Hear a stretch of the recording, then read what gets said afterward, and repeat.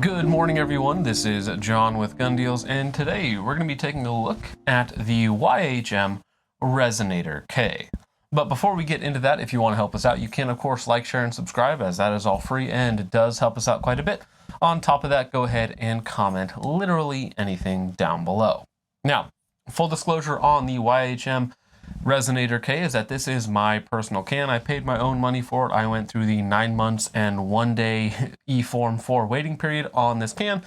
I do have a relationship with YHM. I am a dealer for them. However, I paid full retail price for this, but I have bought a lot of muzzle devices, adapters, accessories, so on and so forth at that dealer cost. Now, getting into specifics on the Resonator K, if you're not familiar with YHM's lineup, they have a wide variety of suppressors, and they just released a few more as well. But their Resonator line is kind of one of their older lines. So they have the R2, which I believe is the full-size can, is about 8-9 inches long, so a fairly larger standard size 30 caliber can. And then the K can, which stands for Kurz, which is German for short. So we eventually get to the Resonator K, which is about 5.5 inches long, with their included Q.D adapter here. If you use a shorter adapter or their Kurz adapter, so you can have the Kurz can, it's just under 5 inches long, so it can be very, very compact if you want it to be, depending on what you're using to mount it to your gun. Now, the material that we're using here is mostly 17-4 stainless steel, which is a very good, durable material. But the initial blast baffle, the very first baffle right here, this is made out of Inconel. Inconel is incredibly heat resistant, and it maintains its mechanical properties much better than 17-4. So for the component that takes the most damage overall, it does make sense to make that out of Inconel. So you do have a welded body. It is a one-piece body. It's not user serviceable. The only thing that is changeable on it is the actual mount itself. Overall, 17-4/Inconel for the construction means that you do get a very, very durable, very small can that still comes in under 13 ounces, even with their larger Q.D adapter. I believe without the adapter, again, if you're using a different one, it goes down to like 10.8 ounces. So again, a fairly lightweight and small can that still, of course, does anything 30 caliber and smaller. Now, talking about calibers, it is rated all the way up to 300, Remington Ultra Mag from a 20-inch barrel. So again, basically anything 30 cal and smaller, you can absolutely shoot through this. So 300 Win Mag, 300 Remington Ultra Magnum, all the way down to 17 HMR. I shot this primarily with 5.56 and with some 7.62 by 39, as well as some 7.62 by 39 subsonic. Now, as far as design features and accessories go, this is compatible with almost all of your industry standard mounts at this point, so 1.375 by 24 in the back end. It does come with spaces for a spanner wrench, and it does include 2 spanner wrenches in the box, so you can run YHM adapters, you can run dead air adapters, literally anything that has that 1.375 by 24 thread pattern will mount to this can. So again, any sort of mounting that you like, you can do. Now, it does come with one of their Q.D adapters as well as their longer adapter. They do sell a Kurz adapter as well, so you can get a KK can that is, again, about 5 inches long and about maybe 11 ounces or so. So again, you can get a very, very small lightweight package, or you can run any sort of adapter that you want. Now, because this is a welded end cap, because of course this is a one-piece body, you're never going to be swapping that out to something else, a different size or a flash hider end cap or anything else like that. Now, fortunately, it is kind of cut in the front to redirect some of those gases, so it does do a decent job of flash reduction. In fact, much better than a lot of dedicated flash hiders do, but it's not necessarily going to be the ultimate top tier in that regard. As far as durability goes, as far as price to performance goes, this is going to be one of the best cans on the market with an insane level of versatility, because it is, again, basically rated for most common rifle calibers out there. Anything from 5.56 to 300 blackout, 308, so on and so forth is going to work really well. Now, the main selling point of this can is going to be a combination of the fact that it's not very big, which is going to hurt you in terms of sound reduction, but it is a very durable 17-4 stainless steel with Inconel blast baffle, in combination with usually being sub $500. Meaning that you get, again, a lot of versatility, a lot of durability, a decent level of sound reduction, though this is a small can, And again, it does not break the bank. It is one of the cheaper cans on the market that is still very versatile, usable, and is going to last you a very long time. For most people, if you're looking for a one and done rifle can that has, again, some versatility to it, a 30 cal makes a lot of sense. And if you're in the value market, which for suppressors is still expensive because, you know, it's $500 or so plus tax, plus a $200 tax stamp. So it is still expensive. These are not cheap items whatsoever. But again, price to performance is very good. Now, when shooting with this can, we'll get into shooting dynamics a little bit. I have shot it quite a bit on both this 10.5 inch 7.62 by 39 with one of their Q.D brakes as the mounting device, as well as the LWRC ICDI. This is a 16 inch 5.56 with one of their flash hider adapters. I have put about 1,000 plus rounds through it, again, mostly 5.56, several hundred rounds, 7.62 by 39, some 22 long rifle as well, which is of course insanely quiet, even though it is a 30 caliber can. Shooting dynamics, it definitely does add a good bit of back pressure. It is not a flow-through design whatsoever. So this is going to be one of those cans that can cause issues. If your gun is already overgassed, then you throw on a suppressor on the end of it, you can get some pretty high bolt velocities. It's going to be increased wear on your system. Depending on how it goes, you can get a lot of gas back in the face. Now, this LWRC ICDI is pretty overgassed.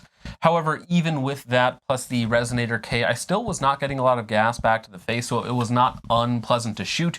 You definitely noticed some, of course, because it is a can at the end of an overgassed gun, especially a DI gun at that. So you do notice it quite a bit, but it's not the worst that I've seen.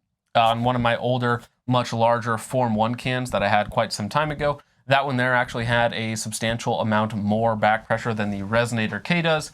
However, this is, again, not a flow-through design, so keep that in mind. If you're already running an overgassed gun and then you throw this guy on there, you could start to run into some cycling issues. Now, YouTube, for some silly reason, does not allow us to show the installation of a suppressor, but it is now mounted up there due to the magic of editing.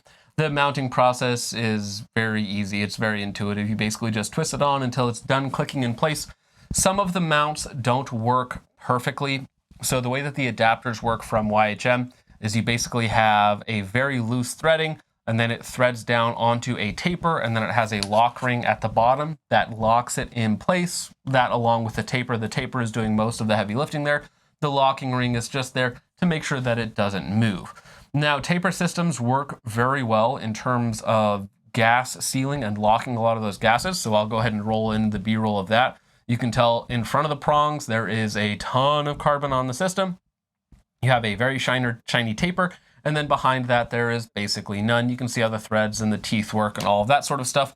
Unfortunately, just due to the very minor tolerances in tapers and the threads, or even the locking rings themselves, depending on what suppressor I'm using at what temperature, sometimes they do not actually fully lock into the lock ring. So right now, this one here is just barely away. It's like 1/64th of a turn away from locking into the actual lock ring itself. So it's fully locked on to the taper, but the lock ring itself is not in place. And this suppressor will work with different mounts. This is actually the Turbo K. So this is the dedicated 5.56 can, which we'll be talking about a little bit later on. But some of the mounts work really well, some of them work better, worse, and there's really no way to tell which one is going to work. That's a minor problem. Now, even when it is not locked into the lock ring at the bottom, again, that taper is doing most of the heavy lifting. In fact, YHM has recently come out with basically just a dedicated solo taper mount, and that's their new system. I want to say they call it the SRX. And again, because it is compatible with all 1.375 by 24 adapters, you can get it to whatever you want, direct thread, chemo, again, basically anything that's on the market.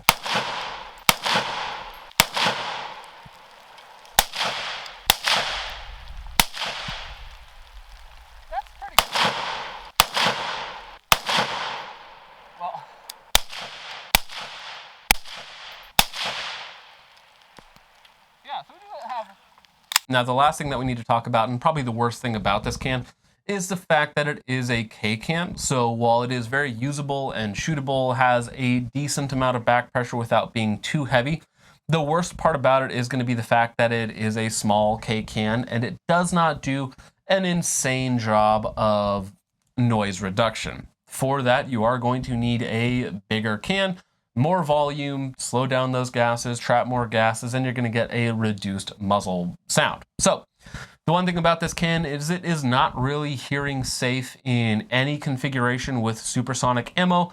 With subsonic ammo, it's definitely a lot better, very tolerable. I'll go ahead and roll in some of the 7.62 by 39 subsonic that I did. Alrighty, so here we have the Resonator K. Now, this is on a 10.5 inch 7.62 by 39. You guys have seen this a lot. H3 buffer in the back, Young Manufacturing bolt. This is actually a Bear Creek Arsenal barrel with an adjustable gas block. I haven't tuned it for suppressed shooting, which is why it is still ejecting very far forward. But in the magazine here, we have about 12 rounds of atomic subsonic 7.60 by 39. This is a 220 grain load. So ballistically, basically going to be very similar to subsonic 300 blackout, though of course 7.62 by 39. Now in the chamber, we have a 122 grain Tula. So this first round is going to be supersonic, and then everything else after that is going to be subsonic. This is just going to be for audio and for funsies. Now I'm going to shoot into the dirt at first, so I don't want to hit the steel target and kind of mess up the sound. So we're just going to shoot it into the dirt so you guys can hear the difference with a short K can, 10.5 inch barrel, so a very short gun, short can. See how it sounds. Supersonic first. All right, now everything else should be subsonic.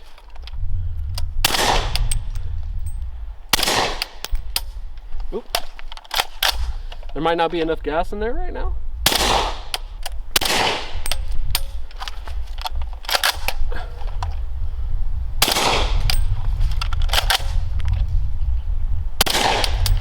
It's certainly loud, but it's not unpleasant by any means. Again, it is reasonable with subsonic ammunition, no pain whatsoever, but it is still on the louder side of cans. And again, with supersonic ammo, it definitely still does a good amount of reduction. We're talking anywhere from like 15 to 25 decibels of reduction. However, it is not really hearing safe. A couple rounds isn't going to kill you, but it will add up over time. Now, for me personally, that's not a big deal. The main thing that I am concerned about with suppressors is going to be their durability, because I plan to shoot them a lot over a very long period of time. It will definitely save my hearing over a long period of time, even with Ear Pro, because I will be shooting with Ear Pro. So it will still take the edge down and preserve my hearing, because of course hearing damage adds up over time. It doesn't have too much back pressure, and it's very easy to move and shoot with. One thing that I absolutely hate about big suppressors is, yeah, they sound nice, but they suck to shoot with. Now, if you put a big heavy suppressor on the end of a 16-inch gun, now you have a 24+ inch gun that's very muzzle heavy. Sure, it sounds nice for the couple rounds that you shoot without hearing protection on, but because I'm going to be shooting with hearing protection, I'd much rather have something that is smaller, lighter, still incredibly durable, doesn't break the bank, and something that I can actually use, and it's, again, not long and unwieldy. So, for most people, I think the Resonator K is a good can if your priority is shooting and moving and doing other sort of more dynamic activities. If you're just looking for something to throw on a bolt-action rifle to take it down to hearing safe levels for hunting or whatnot, then you might be better off with a titanium bigger can that's going to be a little bit lighter, still give you really good sound reduction, good durability, and you're not quite putting the same volume of fire that I'm going to be, shooting a lot of short barrels and 5.56 and 7.62 by 39, 308, whatever, through this can. But I'm going to be very, very harsh on these cans, do a lot of shooting with them. So for me, this makes a lot of sense, especially when we talk about a value perspective.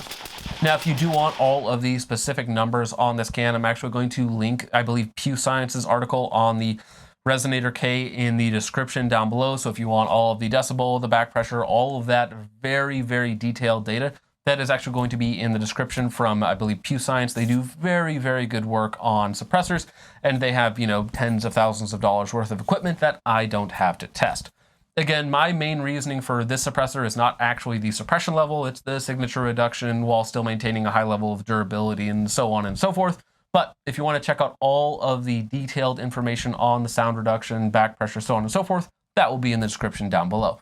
Now, that is about it for me on the YHM Resonator K. Let me know what you guys think of it in the comments down below, YHM cans in general, or what other sort of cans, K cans, that compete better with it. So with all that out of the way, guys, thank you so much for watching. I hope you enjoyed the video. I will see you in the next one.